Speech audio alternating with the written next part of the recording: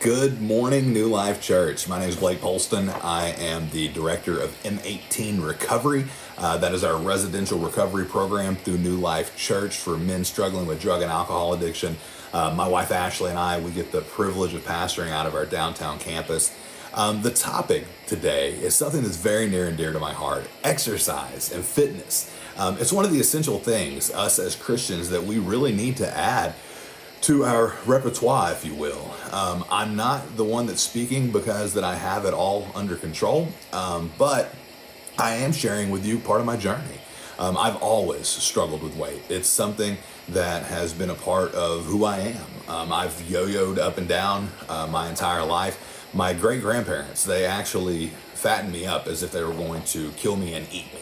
I lived with them a lot whenever I was a kid. My mom worked, and so therefore I thought that candied sweet potatoes and macaroni and cheese were both vegetables.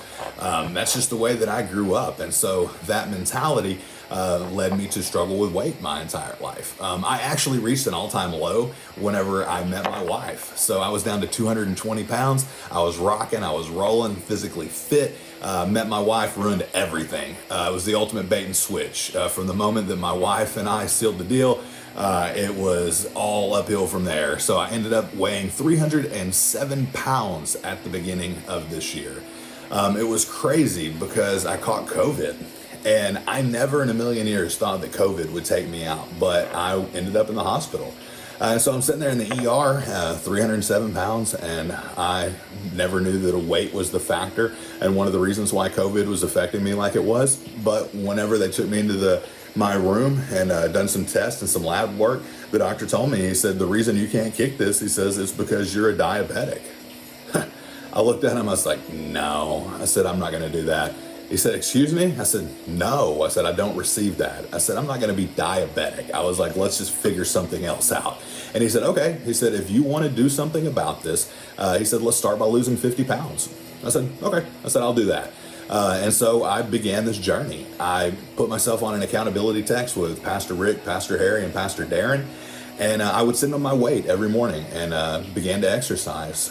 Started off, I was running, and I could run about a 14-minute mile, and it almost killed me. But this last couple weeks, I ran the Little Rock Half Marathon and ended up finishing in 2 hours and 6 minutes, which isn't a bad time for someone who started off the year a 307-pound diabetic.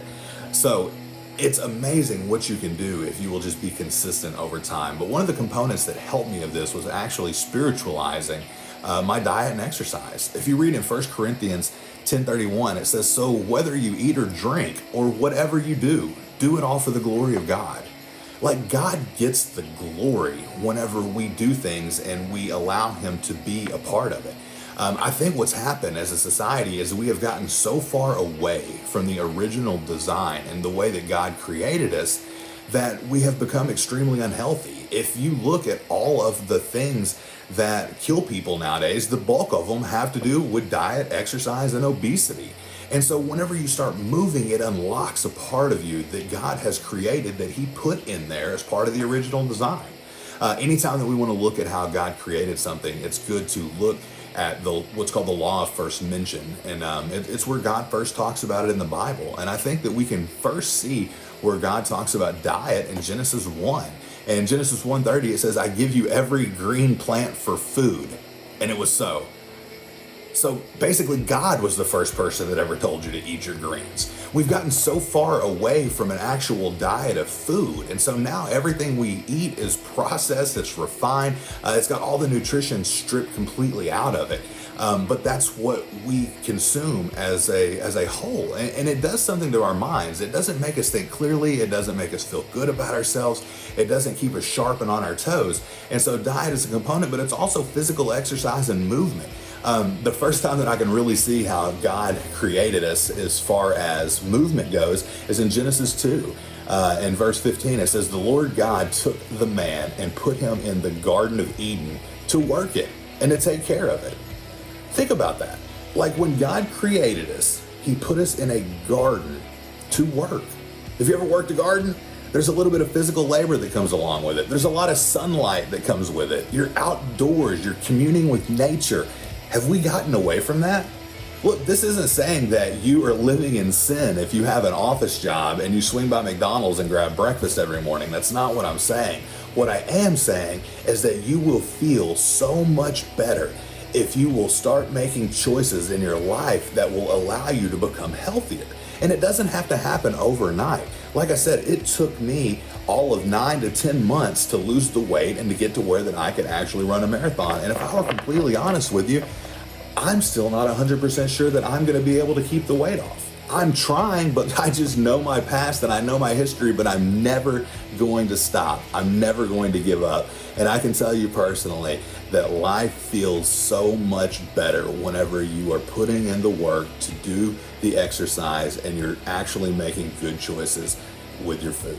It changes everything. It makes you feel better. It makes you sleep better. It causes your personality to be better. It causes so many great things that are positive in your life. So why won't we all do it?